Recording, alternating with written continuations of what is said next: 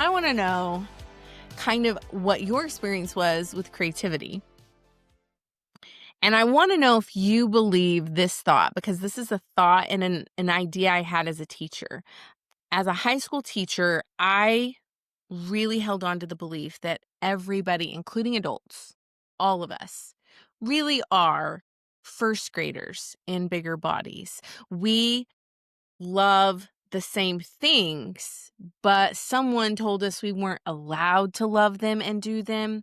And when I started doing them with my students, I realized they still love them. So tell me your journey of creativity. Tell me like your experience, your student experience.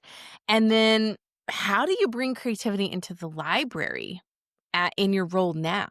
Okay, so I remember I'm a student, graduated in the early 2000s, and back when internet just started, coming through, there wasn't a whole lot of digital design, but I do recall always having to go get like a three trifold poster board to do presentations with, and so not every teacher did it, but I do remember in high school that we were doing standing up. I had a speech class where I had to stand up and give a mini presentation every week, and like those type of opportunities to get creative. So I had to take the information and get it back out in my own way.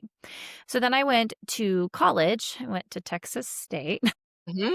I didn't start there. I found my way there a couple of years later. I Yeah. hopped around. I was an athlete, and I was like, "Nah, I'm done with this." But I went to Texas State, and I just fell in love with the way they were teaching. They did a lot of Kagan strategies Mm. because their education department that was a big focus that they had, and I'm still really close. With the professor I had there is Dr. Duhan, and our creativity, we may have not been like putting out creative projects, but we were getting creative in the way we were learning teaching strategies and things like that. So it steamrolled into college, and then I became a teacher, and I started off in SPED, Mhm. self-contained. So Mhm. only had a couple of students, and then I moved into gen ed, and that's when I was like, I'm talking way too much. Yes. Okay. Do you know what's interesting about that, Jillian? Here's another shameless plug if you're listening, but Rick and I just checked our email. ASCD has written a blog just now about student entrepreneurship in the classroom. And I just briefly, reviewed the article before we hopped on here. And the first line I saw was, "Are you talking too much?" And we actually put that in our book. If you hear yourself talking all day, if you're going home and you have no voice, if you're going home and all you heard was yourself, yes, right? But I was teaching second grade, and I had a co-teacher, and it was like my first year all over again, even though Hmm. I had already been teaching, but it was Yes, a different environment. different.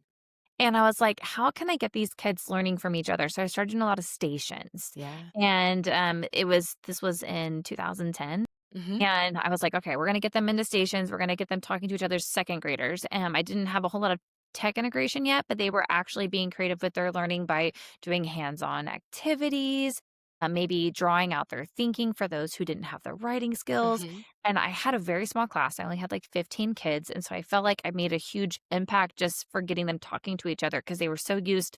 I actually took over for somebody in October, so I actually transitioned from a sped class in inclusion to a classroom teacher, and I was like, "They're just sitting in desk all separated." I was like, "Done." So we moved them into groups, and then I the next year, I transitioned to first grade, and that is where my love for station rotation just that's where it happened. It was right there. I spent 8 years in first grade, and how can I get these kids creative? And so my last few years in first grade, I had kids making Adobe Spark videos on, like, the how a plant grows and, like, for 6-year-olds. I had 6-year-olds doing really cool little projects. It's so possible.